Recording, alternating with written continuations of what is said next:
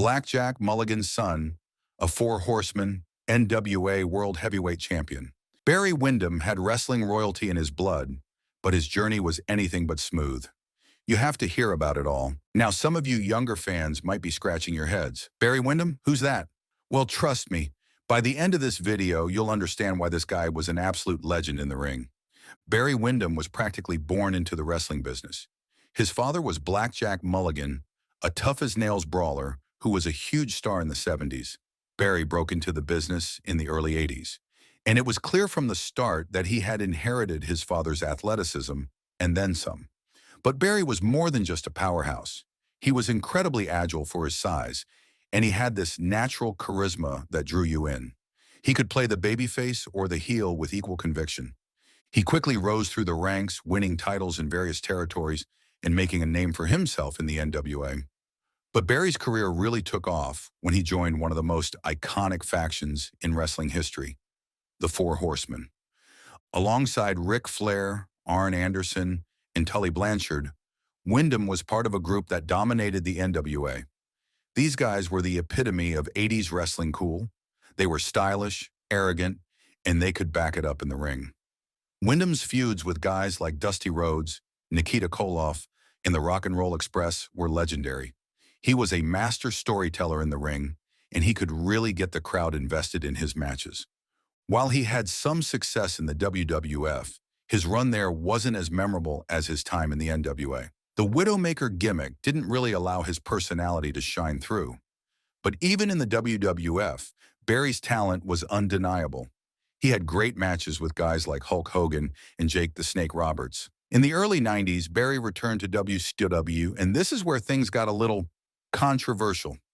One of the biggest controversies was his involvement in the Black Scorpion storyline. This was a long storyline where a mysterious masked wrestler was causing trouble for Sting, one of the biggest stars in WCW.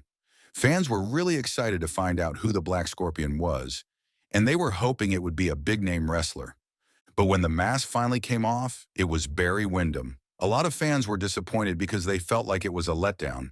They were expecting someone more surprising or someone who wasn't already wrestling in WCW. To make matters worse, the match between Sting and the Black Scorpion wasn't very good, and the ending was kind of confusing. This whole storyline is often considered one of the worst in wrestling history, and it unfortunately hurt Barry's reputation. Another controversy was when Barry won the NWA World Heavyweight Championship in 1993. This was a big deal because it was one of the most important championships in wrestling. But some people thought that Barry wasn't in the best shape at that time, and they didn't think he deserved to be the champion.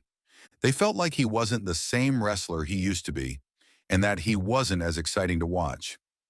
This caused some arguments among fans, and it made it harder for Barry to be accepted as the champion. Barry also had a reputation for leaving wrestling companies suddenly, without much warning. This happened a few times throughout his career. It made it difficult for the companies to plan storylines and keep things interesting for the fans. It also gave Barry a reputation for being unreliable, which might have hurt his chances of getting bigger opportunities in wrestling. On top of all that, Barry had some personal problems outside of wrestling, and he ended up getting in trouble with the law. In 2007, Barry Windham and his father, Blackjack Mulligan, were arrested on federal counterfeiting charges. This wasn't a minor incident. They were accused of producing and distributing counterfeit money, a serious crime that can carry significant penalties. Both were found guilty and sentenced to 24 months in federal prison. This incident naturally caused a stir in the wrestling world and beyond. It tarnished their reputations and brought unwanted negative attention to their family. While it's important to remember that everyone is innocent until proven guilty, and everyone deserves a chance to redeem themselves, this legal trouble was undoubtedly a difficult chapter in Barry Windham's life. I mean, all I can say is, he was a master storyteller in the ring. He knew how to build a match, how to create drama, and how to make the fans feel like they were part of something special. Even though he faced some challenges and controversies in his career, Barry Windham left behind an incredible legacy. He was a true artist in the ring, and he helped shape the future of professional wrestling. So the next time you're watching wrestling and you see someone doing something amazing in the ring, remember Barry Windham. He was one of the pioneers of modern wrestling, and he helped pave the way for the superstars of today. Now, if you're a true fan, Make sure to stay a little longer because now I will truly get into the early days, rise and fall of his career. Let's start. Let's rewind to where it all began. Barry started his wrestling career in 1979 at just 19 years old. He was trained by two legends, his dad, Blackjack Mulligan, and Harley Race. His debut match was against J.J. Dillon in Texas. Imagine stepping into the ring for the first time, and your opponent is J.J. Dillon. That's some serious pressure. Barry spent much of his early career in championship wrestling from Florida, where he quickly became a fan favorite. He had some epic feuds with Kevin Sullivan and his army, and in 1984 he teamed up with Mike Rotunda. The duo captured the NWA Florida United States Tag Team Championship 3 times in just a few months. Talk about making a statement. In 1984, Barry and Mike made the jump to the WWF and debuted as the U.S. Express. These two were on fire right from the start. They won the WWF Tag Team Championship within months, defeating North-South Connection, Dick Murdoch, and Adrian Adonis. This win catapulted them to the top of the tag team division. The U.S. Express even competed at the very first WrestleMania, which is now a cornerstone of wrestling history. Although they lost their titles to the Iron Sheik and Nikolai Volkov at WrestleMania, they reclaimed them a few months later. Their second reign was just as impressive, though it ended at the hands of the Dream Team, Greg Valentine and Brutus Beefcake.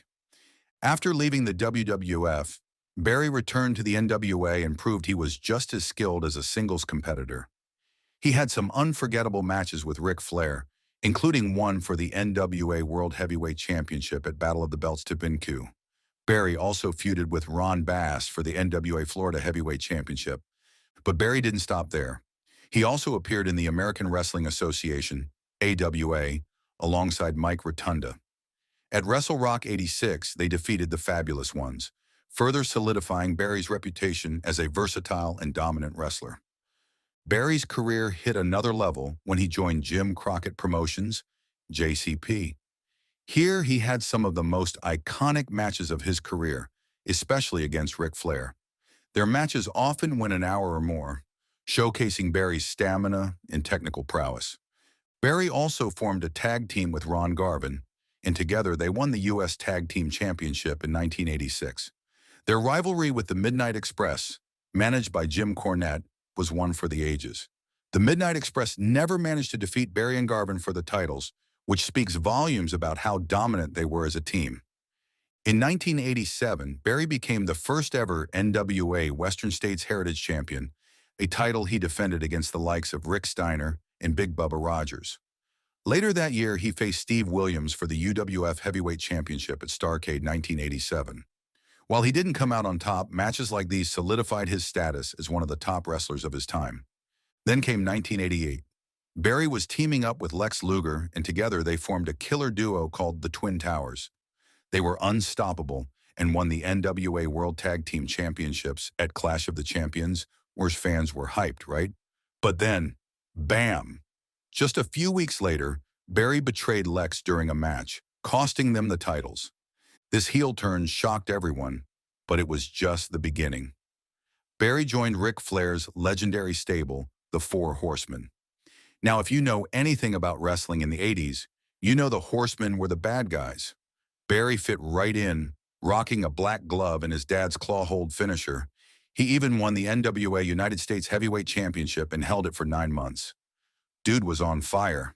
Fast forward to 1989, Barry jumped over to WWF as the Widowmaker. Sounds cool, right? He had this cowboy vibe and went on a winning streak for a few months. But then family issues forced him to leave. Just when fans were getting into it, poof, he was gone. By 1990, Barry was back in WCW, and guess what? He reunited with the Four Horsemen. One of the craziest moments was at Halloween Havoc. Get this, Barry dressed up as Sting to mess with him during a match. I mean, it didn't work, but it was one of those wild wrestling stunts we still talk about today. Now let's talk about 1993. This was a huge year for Barry. He beat the Great Muta at Super Brawl III to win the NWA World Heavyweight Championship. He defended it like a champ until Ric Flair came along at Beach Blast and took the title. Classic Flair, right? Unfortunately, injuries started to pile up, and Barry had to take some time off. When Barry came back to WWF in 1996, he had this weird gimmick called the Stalker. He was supposed to be this mysterious hunter, but yeah, it didn't really click with fans. After that, he teamed up with Bradshaw to form the new Blackjacks, paying homage to his dad's old tag team. Cool idea, but they didn't really take off either. Barry's last big run was back in WCW in 1998. He teamed up with Curt Hennig, and together they won the WCW World Tag Team Championships. This led to the creation of the West Texas Rednecks. Now this is funny. They were supposed to be the villains in a feud with Master P's No Limit Soldiers. But fans loved them anyway. Their song, Rap is Crap, became a cult favorite. Wrestling fans, man, you just can't predict them. In the late 1990s, Barry Windham continued his wrestling journey, working with Ted DiBiase's promotion, WXO, and the World Wrestling Council, WWC, in Puerto Rico. Teaming up with his brother Kendall, he captured the WWC World Tag Team Championship, adding another accomplishment to his storied career. By the year 2000, Barry became a familiar face on the American independent wrestling scene. He joined Turnbuckle Championship Wrestling, a Florida-based promotion, where he won their heavyweight championship. He held the title for most of the year, showcasing his enduring talent. Around this time, he became part of a wrestling group called the Extreme Horsemen, teaming up with Steve Corino and C.W. Anderson.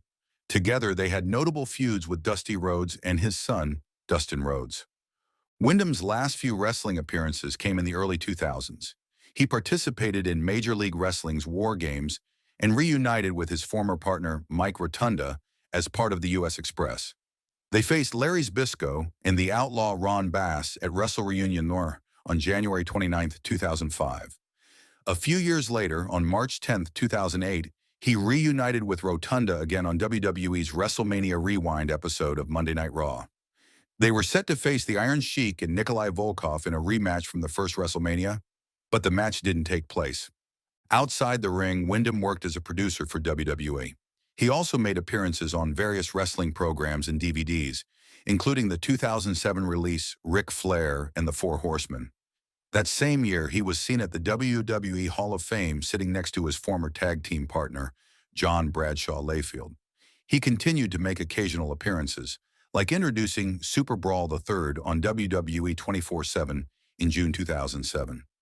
However, on December 31, 2008, Windham was released from his WWE producer role. Barry Windham wrestled his final match in February 2010 for American Combat Wrestling. Despite stepping away from in-ring competition, he remained connected to the wrestling world. In 2012, he joined Ric Flair, J.J. Dillon, Arn Anderson, and Tully Blanchard as the Four Horsemen were inducted into the WWE Hall of Fame. Later in 2024, Barry was honored again when the U.S. Express, his iconic tag team with Mike Rotunda, was inducted into the WWE Hall of Fame. In October 2011, Windham faced a serious health scare. Reports emerged that he had suffered either a severe stroke or a massive heart attack. He was found at his ranch by his brother-in-law, Mike Rotunda, and rushed to the ICU. His family later confirmed it was a heart attack. His father, Blackjack Mulligan, shared the dire news on Facebook, saying, "I have a son near death."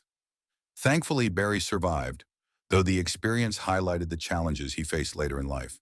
Despite these struggles, Barry Windham's contributions to wrestling have left a lasting legacy. From his in-ring accomplishments to his influence as part of iconic wrestling groups, he remains a celebrated figure in the wrestling world. Barry Windham's wrestling career is a story of incredible highs and some unforgettable lows. From his early days learning the ropes to becoming a cornerstone of the NWA and the Four Horsemen, his influence on the wrestling world is undeniable. While controversies and personal challenges dotted his journey, his legacy as a master storyteller in the ring remains intact. Barry wasn't just a wrestler.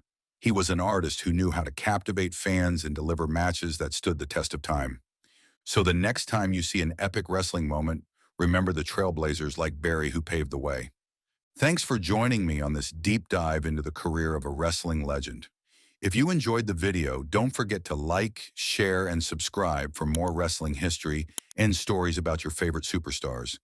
Let me know in the comments which wrestler you want me to cover next.